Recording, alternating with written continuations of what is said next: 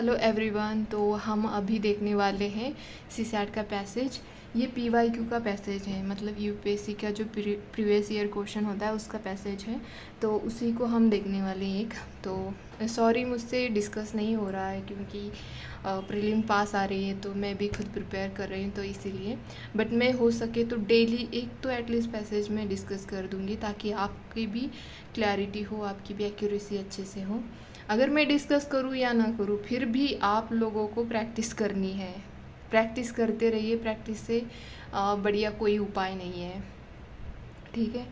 और मैंने मैपिंग की है, तो होप कि आप लोगों ने भी वैसे ही खुद के मैप बनाए होंगे, मतलब खुद से मैपिंग की होगी, खुद से लोकेशन पॉइंट आउट किए होंगे, उम्मीद कर रही हूँ। और अगर नहीं किया है तो प्लीज़ वैसे ही करिए, आप ही का ही फ़ायदा है। कितने साल रहोगे आप, कितने साल प्रिपेयर करते बैठोगे?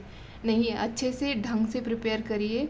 मेहनत करनी पड़ती है, सिर्फ देखने से या फ्री वाला मटेरियल यूज़ करने से, मतलब सिर्फ यूज़ मतलब इकट्ठा करने से कोई पास नहीं होता है। खुद से मेहनत करिए, खुद से ड्रॉ करिए, खुद से प्रैक्टिस करिए। देखो, आप मटेरियल कौन सा भी यूज़ करिए, उसमें कोई दिक्कत नहीं है, बट खुद से मेहनत करिए उसके ऊपर। पढ़ना भी तो एक मेहनत ही होती है ना। अगर अच्छे से आप पढ़ नहीं रहे हो, बस ये मटेरियल सही नहीं है, वो मटेरियल सही नहीं है, ऐसे कह रहे हो, तो कुछ भी सही नहीं होगा आपके लिए। अभी काफ़ी थोड़ा टाइम है हमारे पास, मतलब इतना अच्छा टाइम है अभी ये 2 मंथ्स। अगर अच्छे से रिवीजन करोगे ना तो क्लियर हो जाएगा, बिल्कुल डरना नहीं है। इसी टाइम पे लोग अपना जो कॉन्फिडेंस होता है वो खो देते हैं, तो वैसे बिल्कुल नहीं करना है, क्योंकि यही परीक्षा का टाइम होता है एक्चुअली। कि मतलब हमें कैसे पढ़ना चाहिए, पूरे साल में कितना पढ़ा है मायने नहीं रखता है अगर आप अभी के टाइम पे अच्छे से रिवाइज़ नहीं करते हो तो। बस इतना ही कहूँगी, अच्छे से रिवाइज़ करिए।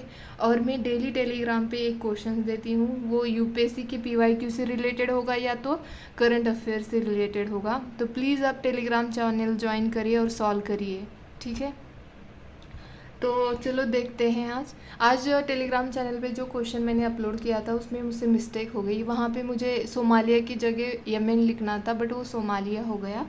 तो सोमालिया बॉर्डर नहीं करता है रेड सी से, तो वहाँ पे यमन होना चाहिए था, बट बाय मिस्टेक नहीं हुआ है, तो वो याद रखना। और एक बात, जो मैंने पिछले वीडियो में, जो हमारा फर्स्ट वीडियो है मैपिंग का, उसमें मैंने बोला था कि जो उराल माउंटेन है वो रशिया में है, ऐसे मैंने खुद से बोला था। मतलब देखो, जब हम ऐसे बोलते हैं ना तो फ्लो में हो जाता है। तो वो रशिया में नहीं, वो एशिया में लोकेट करता है। तो आप उसका लोकेशन देखना, आप कहाँ पे है वो, ठीक है। तो चलो हम शुरू करते हैं पैसेज को। आज एक ही पैसेज करूँगी, उसके ऊपर 3 क्वेश्चन हैं। बहुत सिंपल पैसेज पूछे जाते थे उस टाइम पे, बट लैंग्वेज थोड़ी डिफ़िकल्ट है। बट क्वेश्चन का आंसर निकालना बहुत ही ईजी था उस टाइम पे, आज के जैसे हार्ड नहीं था। बट क्या पता, जैसे कि 22 में 23 में जैसे यूपीएससी ने अपना पुराना पैटर्न शुरू कर दिया था, शायद वैसा ही अभी 24 में कर दे पैसेज के लिए, तो इसीलिए प्रैक्टिस करना ज़रूरी है। चलो ठीक है, देखते हैं पैसेज। ज़्यादा बातें हो रही है, पढ़ाई करिए। तो पैसेज देखो यहाँ पे है हमारा, ये पैसेज देखने वाले हैं हम। इसके ऊपर 3 क्वेश्चंस हैं और सिंपल है पूरे। मैं आपको दिखाती हूँ यहाँ पे, ये 58 वाला क्वेश्चन है फर्स्ट। ये मैंने टेलीग्राम चैनल पे भी शेयर किया था ताकि आप सॉल्व कर सको। अगर गलत होता है तो फिर आप वीडियो देख सकते हो, आप खुद भी नोटिस कर सकते हो कि आपका जो अप्रोच है वो क्यों गलत हो रहा है। ऐसे मैंने सुना है, मतलब काफ़ी लोगों से, ये 2-4 लोगों से तो यही सुना है मैंने कि प्रैक्टिस करने के बावजूद भी उनके पैसेज जो है वो गलत हो रहे हैं। तो देखो, अगर आप टेस्ट सीरीज़ लगाते हो, वैसे एक्सप्लेन भी कर दिया है टेलीग्राम के ग्रुप में, कि अगर आपने टेस्ट सीरीज़ के अगर क्वेश्चन से आप अगर पैसेज कर रहे हो तो उसके पीछे आपको पूरा एक्सप्लेनेशन दिया होता है। वो एक्सप्लेनेशन पढ़िए कि उन्होंने कैसे आंसर का क्वेश्चंस निकाला है, तो वैसे ही अपना लॉजिक डेवलप करिए। बट मैं अभी के टाइम पे यही कहूँगी कि आपको पीवाईक्यू के क्वेश्चंस देखना ज़रूरी है, उसी से आपको अभी 2 चीज़ें करनी इम्पोर्टेंट है। ये है वन, ये मतलब एक है कि अपनी लैंग्वेज अच्छी करनी है, मतलब समझना है यूपीएससी के पैसेज की लैंग्वेज। और सेकंड है हमारा लॉजिक डेवलप करना है कि कैसे यूपीएससी मतलब उसका आंसर निकालती है, कैसे उसका आंसर देती है एक्चुअल में। तो वो हमें लॉजिक डेवलप करना है। अगर इन्फरेंस का क्वेश्चन है तो कैसे यूपीएससी उसका आंसर ये, मतलब हम सी कर देते तो उसका आंसर निकलता ये, तो कैसे यूपीएससी के अकॉर्डिंग वो ए आंसर आया है, वही लॉजिक हमें डेवलप करना है। और दूसरी बात है प्रैक्टिस करनी है। टेस्ट से भी आपको बहुत ज़्यादा हेल्प मिलती है। टेस्ट अगर आपने सॉल्व नहीं किए तो प्लीज़ सॉल्व करिए और उससे भी फ़ायदा होगा। बट अभी के टाइम पे मैं यही सजेस्ट करूँगी कि टेस्ट तो दे रहे हो तो ठीक है, बट पीवाई को भी, मतलब PYQ को भी नहीं भूलना है, उनको भी सॉल्व करते रहना है डेली, ठीक है। तो चलो देखते हैं हम पैसेज, ये क्वेश्चंस है। तो बिल्कुल क्वेश्चंस, ये फर्स्ट क्वेश्चन जो है यहाँ पे ये बोला है 58 वाला, according to the passage what does deepening of democracy mean in the western context. तो यहाँ पे डीपनिंग ऑफ डेमोक्रेसी है, इसका मीनिंग क्या है वेस्टर्न कंटेक्स्ट में, ये पूछा गया है। तो यहाँ पे हमें ढूंढना है, मतलब ये इन्होंने ऑप्शंस दे रखे हैं तो हमें पैसेज में ढूंढना है।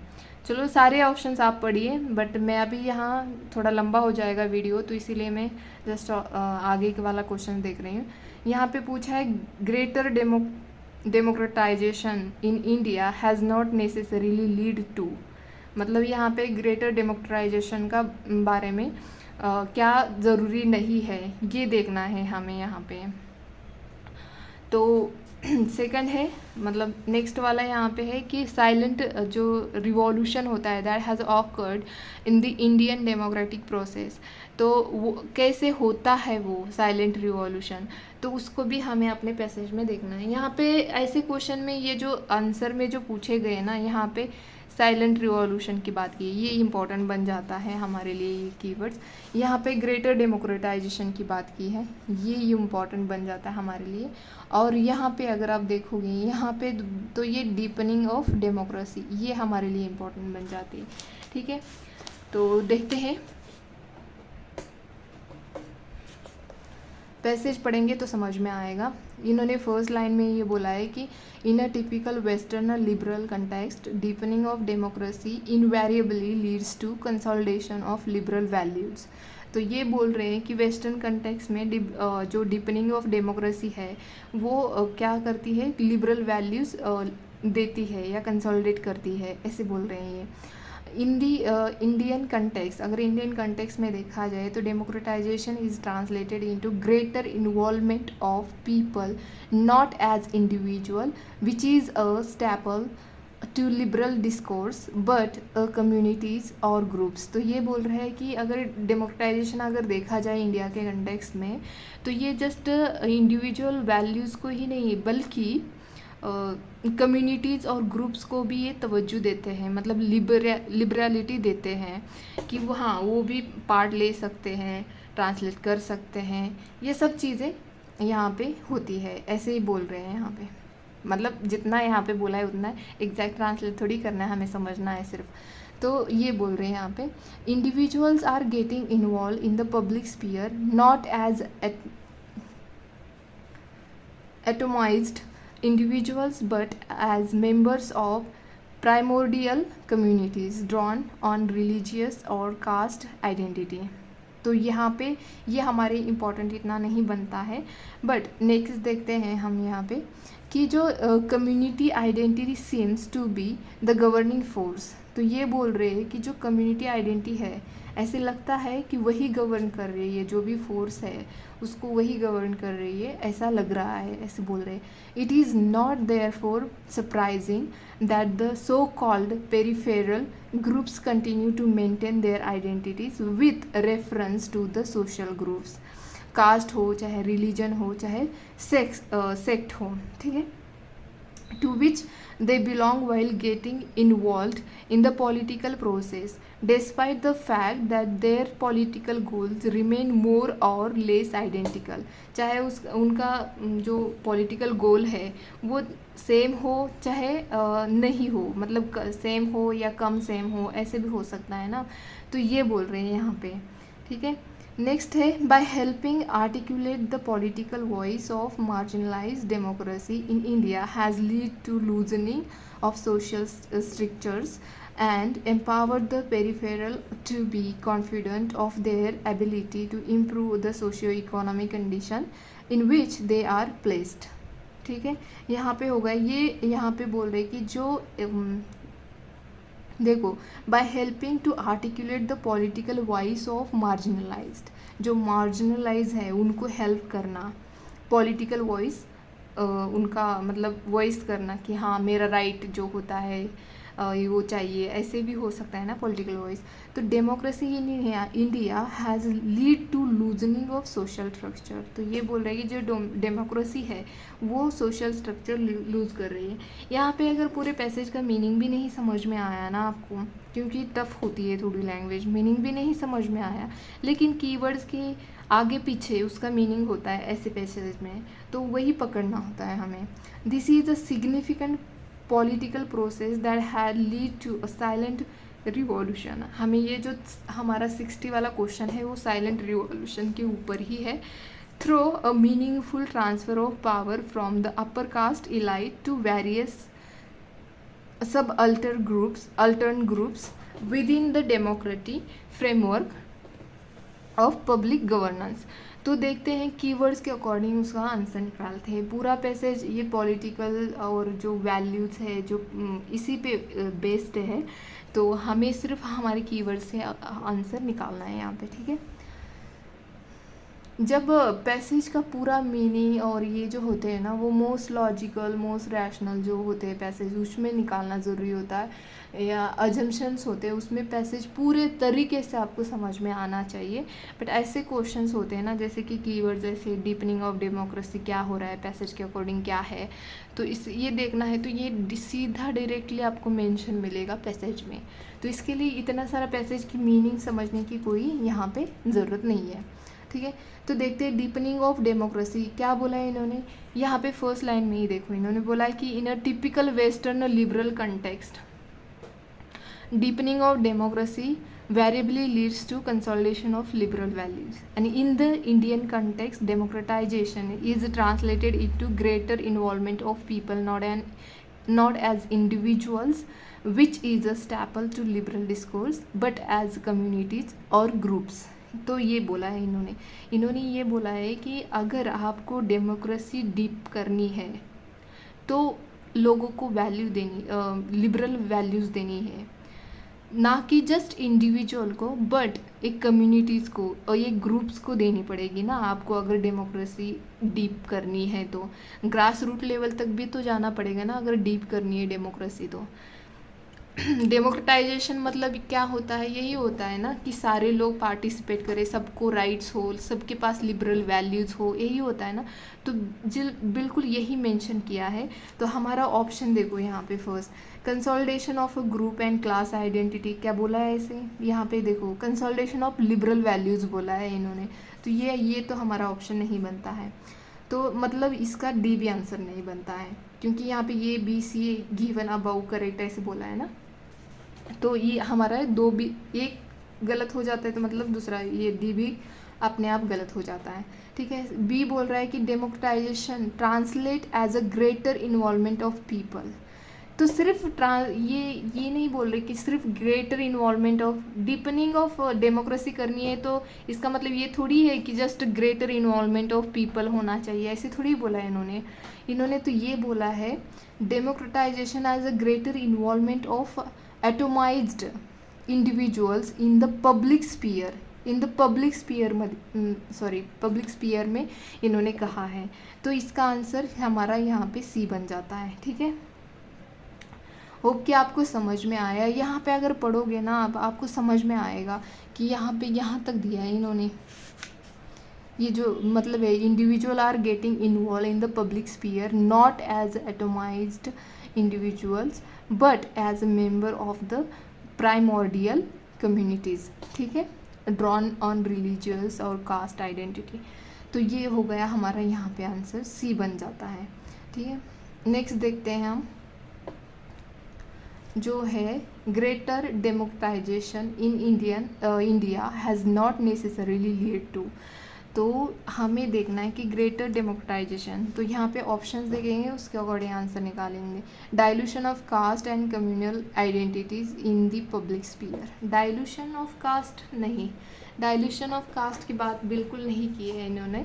देखो यहाँ पे इन्होंने बोला है कि ग्रेटर डेमोक्राटाइजेशन की बात की है ना, तो बिल्कुल यहाँ पे की है इन्होंने। greater involvement of people not as individual which is staple to liberal discourse but as communities और groups। तो ग्रुप्स की और कम्युनिटीज़ की भी बात की है इन्होंने। तो यहाँ पे ये फर्स्ट तो हमारा नहीं बनता है, डाइल्यूशन ऑफ कास्ट बिल्कुल नहीं कहा है यहाँ पे। तो सेकंड देखते हैं यहाँ पे, irrelevance of community identity as a governing force in Indian politics। not necessarily बोला है। अगर irrelevance of community identity as a governing force in the political, but इन्होंने बोला है कि यहाँ पे not necessary बोला है ना, तो यहाँ पे इन्होंने बोला है कि community identity seems to be governing force दिखता है, बट यहाँ पे irrelevance बोला है यहाँ पे इन्होंने। तो इसका मतलब है कि यही हमारा करेक्ट आंसर बन जाता है। मैं आपको समझ में आ रहा है मैं क्या कह रही हूँ? बिल्कुल इन्होंने नॉट नेसेसरीली लीड टू बोल रहा है। अगर इरिलेवेंस होगा of community identity as a governing force in Indian politics, तो ये बिल्कुल greater democratisation in India has not necessarily lead होगा। तो इसीलिए इसका आंसर बी बन जाता है यहाँ पे। ठीक है, नेक्स्ट है यहाँ पे सी, साइलेंट रिवॉल्यूशन। ये तो सबको ही आना चाहिए। यहाँ पे देखो क्लियरली मेंशन किया है इन्होंने, साइलेंट रिवॉल्यूशन थ्रू कैसे होगा, through a meaningful transfer of power from the upper caste elites to various subaltern groups. तो यहाँ पे देखो इन्होंने बोला है कि irrelevance of caste and class hierarchy in politics process. ऐसे होगा क्या रिवॉल्यूशन, ऑकर्ड बोला है इन्होंने, होगा क्या ऐसे पूछा है। तो यहाँ पे ये तो नहीं बनता है हमारा। Loosening of social structures in voting behaviour and pattern, नहीं, इन्होंने ये बोला है कि साइलेंट रिवॉल्यूशन होगा किसके through, social change through transfer of power from upper caste elites to subaltern groups. तो हमारा आंसर यहाँ पे सी बन जाता है। ठीक है, तो ये हो गए हमारे क्वेश्चंस यहाँ पे। मुझे लगता है कि ये जो दो है वो आपको थोड़े समझ में नहीं आएंगे, थोड़ा सा प्रॉब्लम होगा, लेकिन मुझे ऐसे लगता है कि आप अगर अच्छे से पढ़ोगे ना पैसेज पूरा, तो आपको समझ में आ जाएगा, बिल्कुल आ जाएगा। बहुत इजी है, बहुत आसानी से आप इसका आंसर निकाल सकते हो। ठीक है, यहाँ पे नोट के ऊपर ज़्यादा ध्यान देना, मैंने वैसे ये टेलीग्राम पे शेयर किया है। नेक्स्ट हम ये पैसेज देखेंगे जो 2013 का है, उसको हम यहाँ पे डिस्कस करेंगे। ठीक है, तो आज के लिए इतना ही। अगर पसंद आता है तो प्लीज़ लाइक शेयर सब्सक्राइब करें, और अगर आपकी कोई क्वेरी है तो आप टेलीग्राम चैनल पे पूछ सकते हैं या यूट्यूब के कमेंट बॉक्स में पूछ सकते हैं। मुझे जैसे ही टाइम मिलेगा तो मैं आंसर दे दूँगी। ठीक है, तो आज के लिए इतना ही, धन्यवाद।